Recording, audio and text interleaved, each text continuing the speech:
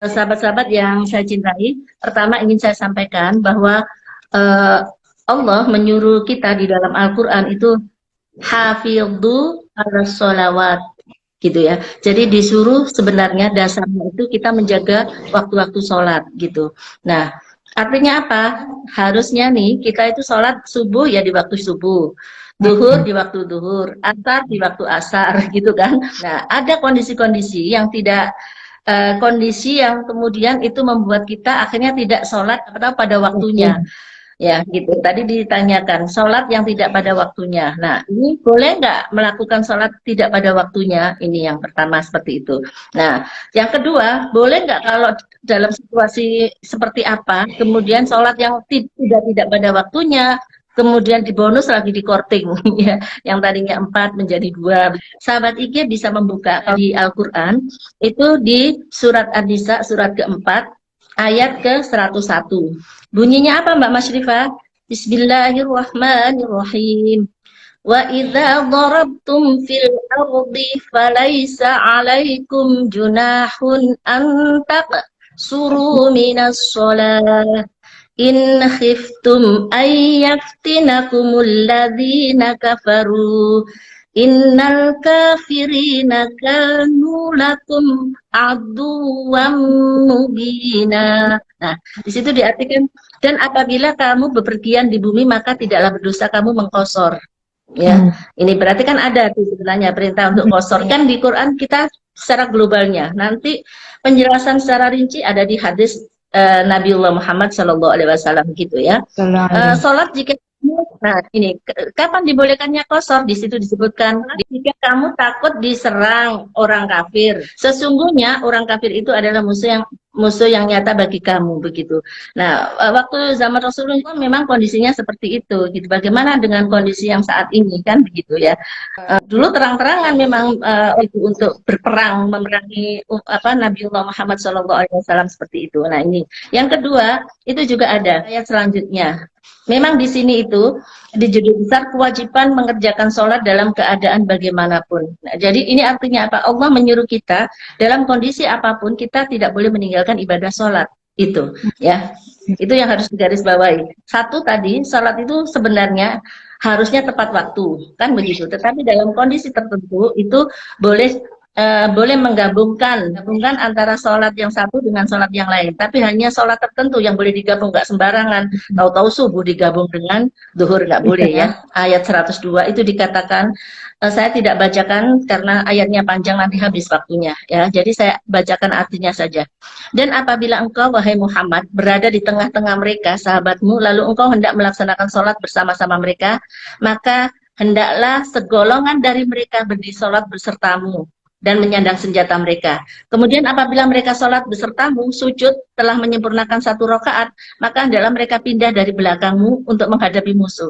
Ini dalam kondisi ada musuh, itu kepepet sekali saat itu Rasulullah. Jadi untuk bergantian menjaga perangnya itu yang di dalam kondisi yang seperti ini kepepet banget gitu ya. Itu bahkan ini dibolehkan, tapi untuk saat ini kan itu sudah tidak ada yang perang yang seperti itu lagi. Jadi aturan yang akan dipakai nanti akan saya sampaikan. Ini hanya saya menceritakan apa yang ada di dalam Al-Qur'an ya, di situ segitu. Nah, kemudian dan ujungnya itu ada kalimat gini, jika kamu mendapat sesuatu kesusahan karena hujan atau karena kamu sakit, itu termasuk dalam bagian yang mendapatkan rukhsah, maksudnya begitu ya. Ini rukhsah untuk sholat dimasukkan dalam keadaan khusus gitu ya. Ini nggak semua yang di jama itu harus dikosor. Ini harus diketahui teman-teman ya, nggak semua sholat yang dikosor itu ya kan, kosor itu harus jamak. Jadi jamak ini artinya apa? Menjamak sholat itu menggabungkan waktu sholat ya, 2 waktu menjadi 1 waktu. Yang boleh digabung itu apa? Itu ada ketentuannya. Nggak boleh sembarangan gabung-gabung, nggak boleh. Yang dibolehkan menggabung 1, duhur dengan asar. Yang boleh digabung lagi Mbak Masyrifah, maghrib dengan isya. Kalau subuh sendiri. Jamak itu ada 2. Jamak takdim itu kalau sahabat-sahabat mau menarik sholat asarnya ke dalam sholat duhur. Ini saya mau menjelaskan secara umumnya dulu ya. Kalau mau menarik dari asar ditarik ke waktu duhur, berarti sahabat-sahabat sedang melaksanakan jamak takdim. Tapi kalau menarik sholat duhur, ditarik untuk taruh di tempat waktunya asar, berarti sahabat-sahabat sholatnya itu jamak takhir. Ya, jamak takhir. Jadi jamak ada dua, jamak takhir dan jamak takdim. Demikian juga dengan maghrib dan isya. Kalau ditaruh di maghrib isya-nya, maka namanya takdim. Kalau di ujung, maka namanya takhir. Kalau ditaruhnya di isya. Begitu. Ini dulu yang harus dipahamin ya. Berarti udah paham soal yang boleh dijamak ya. Nah, sekarang alasan boleh menjamak sholat. Nah, kan tadi ada pertanyaan, kalau kita musafir gimana? Musafir yang seperti apa yang dibolehkan menjamak sholat itu? Nah, ini ingin saya sampaikan di forum ini bahwa yang pertama menjamak sholat itu yang sering dilakukan, yang dilakukan oleh Rasulullah itu ketika di Arafah dan Musdalifah. Ya, jadi saat itu Rasulullah, nah ini bisa kita lakukan kalau lagi semua umat Islam sedang berhaji, itu dilakukan menjamak sholat ketika kita berada di Arafah dan Musdalifah. Ulama sepakat bahwa jamak takdim dari sholat duhur dan asar yang dikerjakan pada waktu duhur, ya, itu ketika di Arafah. Nah, serta antara maghrib dan isya yang dikerjakan pada waktu sholat isya ketika berada di Musdalifah. Kalau yang tadi di Arafah sholatnya jamak takdim, kalau di Musdalifah sholatnya jamak takhir, ya, karena waktunya maghrib dan di isya, ya, begitu. Nah, ini di sunnah Rasulullah, ya, sholat ketika di Arafah dan Musdalifah itu di jamak, ini merupakan sunnah Nabiullah Muhammad SAW. Yang kedua, ketika dalam perjalanan, ini seperti apa? Satu, jumhur boleh menjamak sholat ketika sedang dalam perjalanan dibolehkan. Jadi nggak ada ketentuan jarak nih ya. Ini kalau yang hanya jamak doang, ya. Kalau hanya jamak tok tanpa kosor itu nggak ada ketentuan jamak safarnya berapa jauhnya, nggak ada ya kalau menurut jumhur nih. Kemudian dalilnya itu ada, nanti dalilnya di hadis yang diriwayatkan oleh Abu Dawud dan At-Tirmidzi, nanti sahabat-sahabat bisa. Kemudian saat terjadinya perang Tabuk, ini penjelasannya, saat terjadi perang Tabuk Nabi menjamak takdim, ya, duhur dan asar. Kemudian gimana caranya? Zuhur dan asar, kenapa kok dijamak takdim? Karena saat itu matahari sudah tergelincir sebelum beliau berangkat. Nah, jadi sahabat-sahabat ini bisa dikiaskan dengan saat ini. Ketika kita merasa mau bepergian dan kemudian ketika kita hitung jaraknya, maksudnya ketika kita sampai di sana, itu akan hilang waktu sholat kita, salah satu sholat kita, maka kemudian kita akan bisa menjadikan berangkatnya tadi kita itu sebelum sudah masuk waktu sholat. Kalau sudah masuk waktu sholat, kita tarik tuh sholatnya, yang di bawah naik ke atas, ya. Tetapi kalau kira-kira akan sampai nih di sana, ini buru-buru saya harus berangkat, waktunya duhurnya belum, masih lama, sedangkan saya nanti sampai sana, ini ternyata sudah Nah, ini yang suka sahabat, sebagian ulama mengatakan kalau kita mau meniatkan untuk menjamak sholat itu, kalau takdim mungkin langsung ya karena dikerjakan langsung ya, tapi kalau takhir kan sudah kelewat waktunya, jadi itu sudah ketika masuk waktu duhur tadi kita sudah niat di dalam hati, saya niat bahwa akan saya tarik nih sholat duhur saya nanti di asar, ya sahabat-sahabat ya. Jadi sahabat nih, kalau yang ada di dalam perjalanan kalian semua gitu, jadi ini ada dasarnya. Jadi saya selalu bilang begini, kita itu nggak boleh taklid buta. Jadi nggak boleh taklid buta itu. Jadi bikin ijtihad sendiri nggak boleh. Jadi harus ada dasar. Ketika kita mau melakukan sesuatu, kita tahu, oh ini ada kok hadisnya. Oh ini ada kok ayat Qur'annya yang menjelaskan itu. Jadi oh ini ada pendapatnya ulama yang mengatakan begini. Harus tahu bahwa ada pendapat yang mengatakan itu. Masih tiba-tiba kita sampai yang kita perkirakan tadi, misalnya nih, yang kita perkirakan nyampenya setelah asar, udah kita tarik, paling kita nyampenya maghrib nih, gitu ya, seandainya. Dan seandainya nih kita asarnya nggak dapet nih, ya udah tak tarik dulu deh ke duhur aja, mumpung ini nanti kayaknya nggak dapet. Tahu-tahu sampai sana dapet nih, sudah sampai nih. tempatnya, loh kok masih asar bisa gitu. Nah kalau itu yang terjadi, kata para ulama mengatakan, ulama jumhur mengatakan kalau kondisinya seperti itu dia sudah tidak wajib untuk mengulang sholatnya lagi. Jadi sudah dianggap sah tadi. Sahabat-sahabat yang saya banggakan dan cintai, yang ketiga boleh menjamak sholat.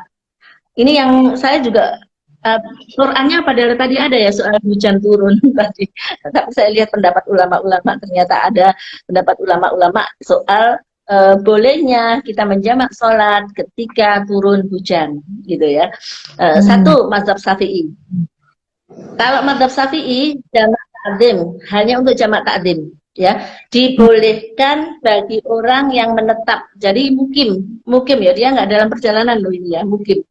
Tapi dengan syarat turunnya hujan ketika takbiratul ihram pada sholat yang pertama, anggap aja zuhur dan asar. Berarti waktu sholat zuhurnya dia waktu Allahu Akbar, takbir itu hujan ya, maksudnya gitu. Itu hujannya sudah turun. Jadi waktu kita Allahu Akbar itu hujannya udah turun. Nah, sampai kemudian saat kita sholat kedua, berarti kita jamak takdim kan, berarti sholat zuhur dengan asar. Waktu sholat asarnya, ketika kita Allahu Akbar, waktu baca Allahu Akbar kabira walhamdulillahi katsira, saat itu masih hujan, gitu. Nah ini Imam Syafi'i itu membolehkan kita menjamak takdim. Jadi boleh menjamak takdim baik zuhur dengan asar maupun maghrib dengan isya, ya dibolehkan, gitu ya. Ini. Nah, yang kedua Imam Malik. Sampai saat ini paham Ustaz, alhamdulillah sampai saat ini paham, alhamdulillah Mbak Linda kalau paham ya. Maaf ya kalau saya jelasinnya nggak jelas, supaya mudah-mudahan jelas ya. Saya udah pelan-pelan ini. Yang kedua pendapat Imam Malik. Imam Malik pendapatnya gimana? Ini dalam keadaan tadi loh ya, tidak musafir ya, boleh nggak? Yang tadi kan musafir nih. Yang kedua tidak musafir, tetapi dia boleh nggak menjamak sholat? Nah, ini ulama tadi mengatakan boleh kalau dalam keadaan hujan turun. Kalau hujan turun aja bisa juga gitu ya, ternyata enggak, itu ada masakoh ya, ada masakoh sama dengan orang perjalanan itu kan masakoh, ada takut petirnya besar atau tiba-tiba gitu loh, takutnya tiba-tiba banjir bandang kan kita nggak tahu, itu namanya keadaan alam ya, mungkin begitu ya. Jadi sahabat-sahabat yang saya cintai, yang kedua kalau Imam Malik boleh jamak takdim, tapi syaratnya kalau di masjid nih, di masjid ini enak sholat dulu lo kok hujan, nah berarti kita jamak aja deh kalau gitu, boleh. Tapi hak yang boleh dijamak adalah maghrib dan isya doang.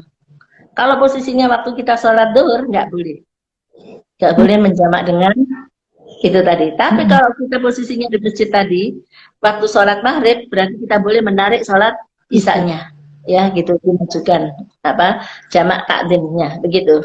Ini sudah mulai paham ya. Karena apa? Karena juga dikhawatirkan karena hujan turun, baik hujan turun atau tidak, atau karena banyak lumpur yang menyulitkan memakai sendal. Ini kalau ulama Imam Malik ini adapun menjamak sholat zuhur dan asar karena turunnya hujan adalah dimakruhkan. Ya, makruh kalau menurut Imam Malik. Jadi maksudnya kalau yang sholat zuhur dan asarnya gimana? Makruh. Tapi kalau ketiga Hambali, sahabat-sahabat Hambali, khusus yang di masjid boleh jamak takdim maupun takhir, ya, sholat maghrib dan isya saja karena turun salju, lumpur, cuaca dingin, hujan dan lain-lain. Kemudian yang keempat menjamak sholat karena sakit atau ada halangan. Ini sahabat-sahabat, jadi kondisi sakit parah, sakit nih kita mau sholat nggak bisa, kalau ya sudah sekalian aja wudhunya kan juga susah dan lain-lain ya. Ini masakoh, ada hal yang menyulitkan orang itu gitu. Ada hadis Ibnu Abbas yang mengatakan gini, apa kata Rasulullah? Rasulullah pernah menjamak antara zuhur dan asar, maghrib dan isya, waktu itu masih di Madinah. Ya, masih di Madinah, menjamak di Madinah yang bukan disebabkan adanya rasa takut, sahabat-sahabat, bukan karena ada rasa takut, bukan karena ada hujan, nggak ada takut, nggak ada hujan. Ibnu Abbas ditanya, untuk apa hal itu beliau lakukan? Katanya begitu. Kemudian Ibnu Abbas menjawab, hal itu beliau maksudkan agar umat Islam tidak merasa sulit karenanya.